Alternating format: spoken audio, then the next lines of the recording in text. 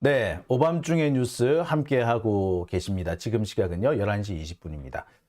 벌써 시작하자마자 10분이 훌쩍 지나가 버렸네요. 자, 그럼 오늘 첫 번째 주제, 검찰이 하필 오늘 이재명을 기소한 이유. 자, 오늘 제가 준비한 첫 번째 주제입니다. 자, 요즘 참 윤석열 정권이 위기라고 얘기하죠. 탄핵을 당할지도 모른다는 얘기가 지금 많이 떠돌고 있는 게 사실입니다. 아무래도 이 대일 굴욕 외교 때문에 윤석열 정권이 상당히 많이 국민들로부터 지탄을 받고 있습니다. 소위 말해서 보수 진영이라는 사람에서도 보면은 윤석열에 대한 비난 여론이 자꾸 높아지고 있습니다. 노년층 TK에서도 윤석열에 대한 부정적인 평가가 많아지고 있고요. 뭐 진보 진영은 더 말할 것도 없습니다. 10대, 20대, 그러니까 19살부터 29살까지 20대 지지율은요, 뭐 10% 안쪽을 뭐 16% 이렇게까지 떨어졌다고 하죠. 이런 걸 보면은 지금 윤석열 정권이 분명히 위기에 처한 것만은 분명해 보입니다. 그동안 누적돼 온 실정과 실언, 이런 것들이 아마 영향을 미치지 않았을까라고 생각은 드는데요. 자, 그래서 그런지 하필 오늘 윤석열 정권이, 검찰이, 한동훈 검찰이 이재명 의원을 기소를 했습니다. 당장 나오는 얘기가 있죠. 이거 지지율 떨어지니까 그래서 기소한 거 아니야? 라고 하는 얘기가 나올 수밖에 없는 상황입니다. 자, 실제로 그렇게 많이 나와요. 자, 지금 상황이 그렇습니다. 자, 오늘 쭉 이렇게 기사들이 났습니다. 이재명을 기소한다고 이렇게. 기사가 뭐 거의 오늘 도배질을 했어요. 오늘 거의 주요 기사로 이재명 기소가 돼버린 거예요. 다른 기사, 다른 뉴스들은 다 덮여져 버렸습니다. 마치 지지율이 떨어지니까 이재명을 기소한다고 설치는 것 같은 모습이 그대로 보여지고 있는 거죠. 이게 누가 봐도 야, 지지율 떨어지니까 이런 걸로 이재명 두들겨 패서 이 국민들의 시선을 다른 데 돌리려고 하는구나. 이런 지적이 나올 수밖에 없는 거죠. 누가 봐도 그렇게 의심을 할 수밖에 없습니다. 그런데 이게 단순히 의심이 아니고 사실일 가능성이 매우 높아요. 왜? 지금까지 윤석열 정권이 혹은 검찰이 하던 짓을 살펴보면은 하필 지네들이 뭔가 좀 불리한 상황에 처해 있을 때 한두 건이 아니라 이렇게 여러 가지 불리한 상황이 이렇게 누적되게 되면은 꼭 터지는 게 이재명 관련 수사였던 거예요. 그래서 압수수색을 한다? 그것도 뭐 자기들이 불편할 때, 자기들이 뭔가 그 윤석열 정권이 뭔가 위기에 처했을 때 소환을 한다? 역시 마찬가지였어요. 항상 윤석열 정권이 위기에 처하면 검찰은 이재명을 소환했던 그런 버릇이 있었습니다. 그런 전례가 있어요. 실제로 오늘 민주당에서 지적을 했죠. 이런 위기 상황이 있을 때마다, 지지율이 떨어질 때마다 검찰은 이런 짓을 하더라 라고 이렇게 딱 보여줬어요. 자, 그런데 이거는 어떻게 보자면은 제가 볼 때 좀 디테일하진 않아. 나 이것보다 더 디테일하게 좀 만들어 봤습니다. 왜? 여기 있는 것보다 더 그러니까 뭐냐면은 검찰이 이렇게 그 이재명 대표에 대해서 뭔가 뭐 수사를 한다, 소환을 한다, 누구를 체포한다, 기소를 한다, 이런 거를 할 때는요, 다 뭐였다?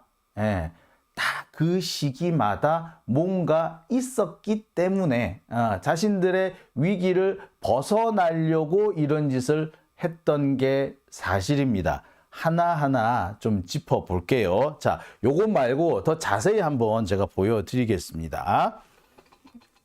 자, 제가 하나하나 좀 만들어 봤어요.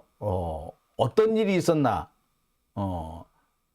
이재명 대표를 소환하고 뭐 수사하고 그렇게 할 때마다 검찰이 뭔가 윤석열 정권이 위기에 처했을 때마다 그런 짓을 했다라는 근거를 제가 오늘 좀 보여드리려고 합니다.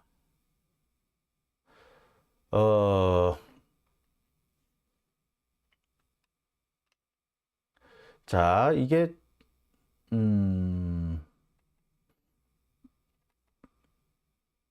네, 자, 요런 부분인데요. 자, 하나씩 제가 짚어드리겠습니다. 자, 여기 보시면 뭐 9월 22일, 10월 29일 뭐 이렇게 돼 있죠. 9월 22일 그 이른바 바이든 날리면 또 이 새끼 파문 났을 때 그 직후에 민주연구원 김용 전 부원장을 긴급 체포했고 이태원 참사가 나니까 그 뒤에 정진상 압수수색을 하고 국회에 대해서 또 압수수색을 하고 북한 무인기가 쳐들어오니까 이재명 대표 1차 소환조사, 그 다음에 이란에 가가지고 헛소리 했을 때, 그때는 이재명 2차 소환조사, 그 다음에 난방비 때문에 난리가 나니까 이재명 3차 소환조사, 그리고 이번에 대일 굴욕 외교 논란이 나니까 이재명 대표를 기소하는 이런 단계를 거쳤다라고 이렇게 알려져 있는데, 자, 이보다 사실 더 디테일한 얘기들이 또 조금씩 있어요. 자, 보시겠습니다.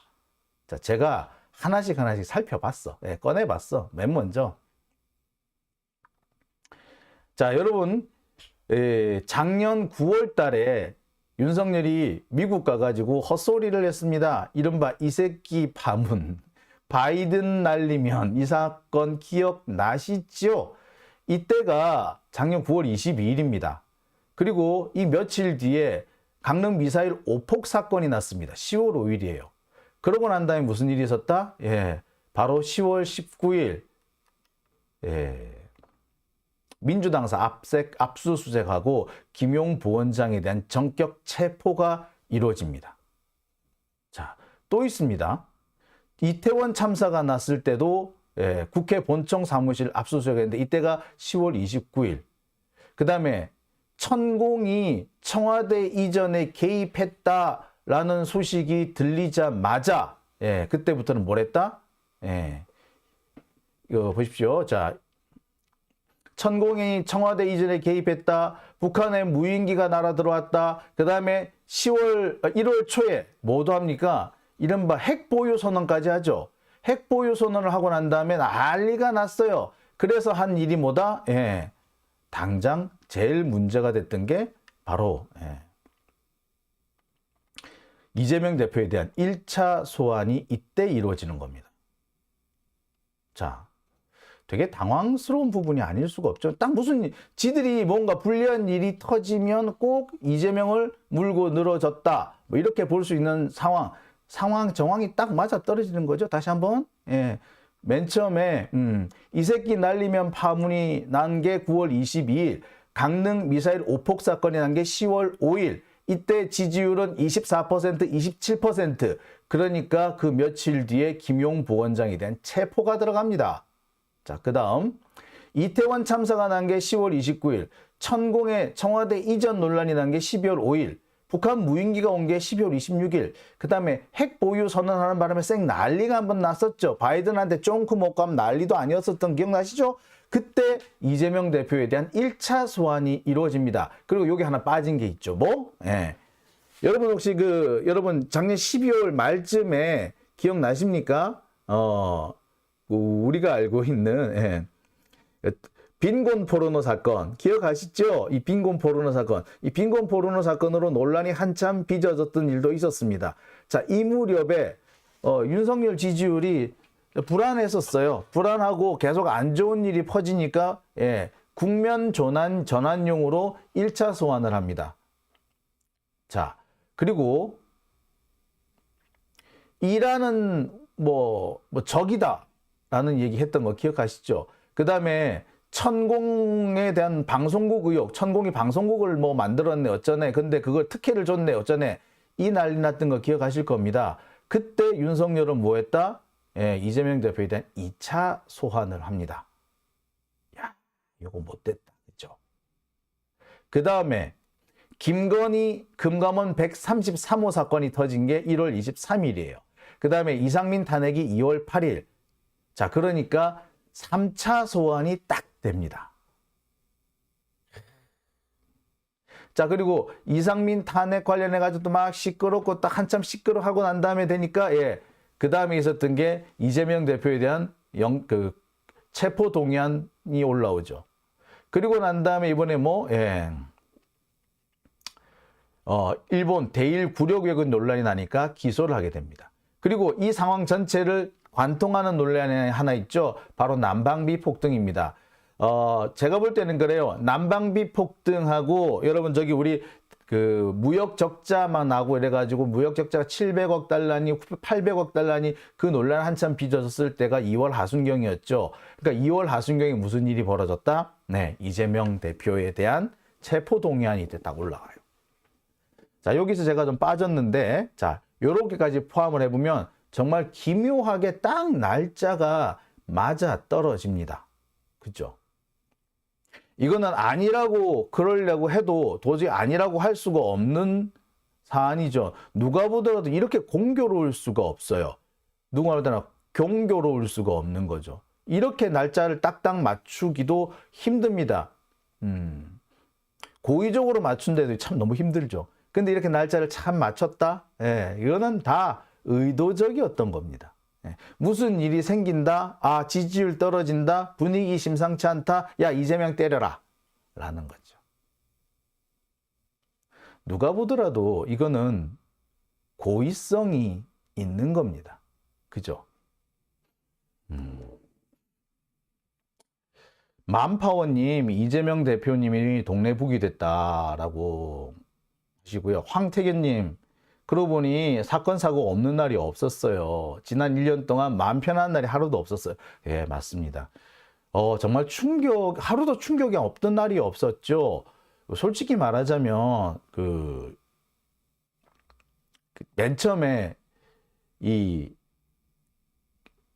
윤석열이 취임하자마자 나토 거기 가지 않았어요? 나토 가가지고 또 한번 난리 쳤고, 그 다음에 그 엘리자베스 여왕, 여러분 기억나실 겁니다. 엘리자베스 여왕 그 조문을 갔다 그랬잖아요. 근데 조문을 갔네, 조문을 왜 안 했네, 뭐 난리도 아니었던 거 기억하시지요? 예, 나토 정상회담 가가지고 왕따를 당했네, 뭐 이런 얘기 있었죠. 그 다음에 또 이 새끼 바이든 날리면 이 사건이 또 터졌습니다. 그리고 좀 잠잠해질만 하니까 강릉 미사일 오폭 사건이 터서 난리가 났었죠. 이태원 참사 났었죠. 자, 그 이태원 참사 때문에 또 얼마나 많은 사람들이 논란을 벌였습니까? 시끌벅적했었습니다. 뿐만 아니라 이태원 참사와 관련해가지고 국정조사를 한다는데 이걸 막느라고 또 한참 또 시끄러웠었죠. 예. 그리고 또 그게 잠잠해질만 하니까 이른바 천공의 청와대 이전 개입 사건이 터집니다. 진짜 빠꾸만 날이 없었네. 그죠? 북한 무인기 사건도 이 무렵에 터지죠. 자, 그러고 있는데 갑자기 윤석열 뜬금없이 핵보유 선언을 합니다. 자, 이래서 시끌벅적한데 갑자기 아랍에미리트 가가지고 이란은 뭐 적이네 만에 이딴 소리를 해가지고 또 한번 시끌벅적 한 번 또 나라를 뒤집죠. 그게 또 잠잠해질만 하니까 뭡니까? 예, 천공 방송국이 갑자기 개국을 했네 어째네 하는 논란이 또 터집니다. 자, 그 다음에 그 얘기가 좀 잠잠해질 것 같으니까 김건희 금감원 133호 사건, 예, 133호 이 사건을 아직까지도 제대로 조사하지 않고 있다는 그런 얘기 터지죠. 자, 그러다가 2월 8일 날 이상민이 탄핵이 됩니다. 그리고 난방비 폭등 논란 나죠. 그리고 전부 다 난방비 인증하고 자, 그리고 1월, 2월에 지금 무역 적자가 얼마가 났다. 지난해 500억 달러가 났는데 1월, 2월 합쳐서 또 200억 달러. 그래서 합쳐서 도합 700억 달러의 무역 적자가 났다. 점점 이게 무역 적자가 커진다. 이런 논란이 한참 불거졌습니다. 그러니까 뭐 한다? 네, 이재명 대표에 대해서 체포동의안을 딱 상정을 합니다. 참 못됐죠. 이쯤 되면 못된 거예요, 진짜. 지들이 불리한 일 생길 때마다 이재명을 두들겨 패서 위기를 극복하겠다. 뭐 이런 생각인 것 같아요.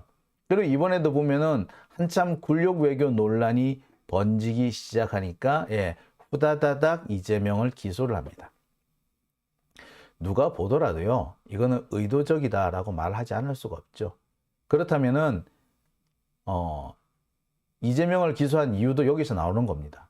그런데 이번 대장동 배임과 관련된 이 사건 같은 경우는요, 검찰 내부에서도 논란이 좀 많아요. 428억이 제대로 나와야지 배임을 해놓을 수 있지, 그거 아니고는 배임 넣는다는 것 자체가 이게 잘못이다. 아까도 말씀드렸듯이 이거 어떻게 그 행정기관, 지방자치단체가 뭐 허가를 내줬다, 정책을 결정했다, 이런 걸 가지고 원래는 이런 걸 가지고 배임죄를 걸면 안 된다는 게 사실 법조계의 공통된 공통학설이에요. 공통이에요, 공통.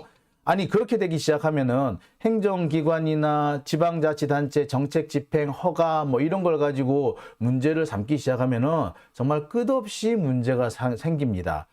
제가 뭐 아까 그 노정열 씨하고 그 핵심 60분을 진행하면서도 제가 그 얘기를 했죠. 이번에 대장동 이거 가지고 문제를 삼으면은 앞으로 모든 개발 사업 다 배임 논란 못 벗어난다. 당장 뭐가 문제? 앞으로 LH공사가 직접 개발하지 않고 이거를 사기업의 개발권을 넘겨주면 그 자체가 다 이미 배임이 돼버리는 거예요. LH공사가 하면 그걸 다 국가가 국민의 이익이 되는데 왜 그걸 사기업에 줍니까? 다 난리가 날 거란 말이에요. 그렇기 때문에 지방자치단체가 정책 결정을 한 것에 대해서는 배임 이런 걸 적용하지 않는다는 게 원칙입니다. 검찰도 너무 잘 알고요. 검찰 내부에서도 이거 이러면 안 된다는 지적이 꽤 많이 나왔어요. 그런데 까라면 까야지 뭐. 윤석열이 하라고 했나 보지 뭐. 자, 그런데 여기서 한 가지 조금 미묘한 부분이 있어요. 한동훈이 있었다 없었다? 없었어요.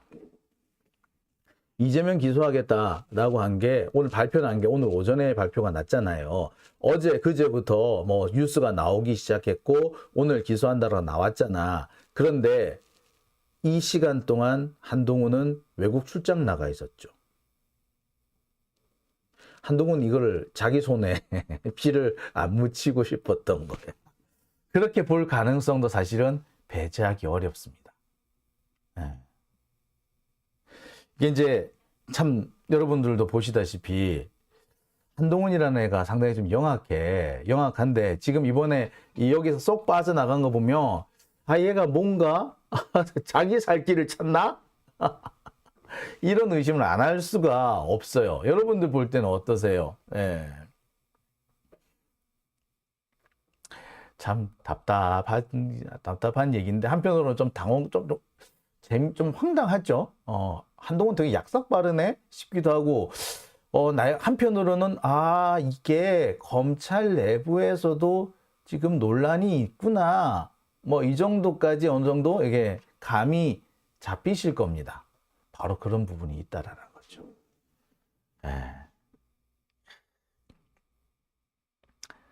자, 그런 면에서 보면 오늘 참 재밌어요. 여러 가지 좀 상황이 좀 미묘하게 돌아가고 있습니다. 그렇게 단단할 것 같았던 한동훈, 윤석열 관계도 균열이 생기나?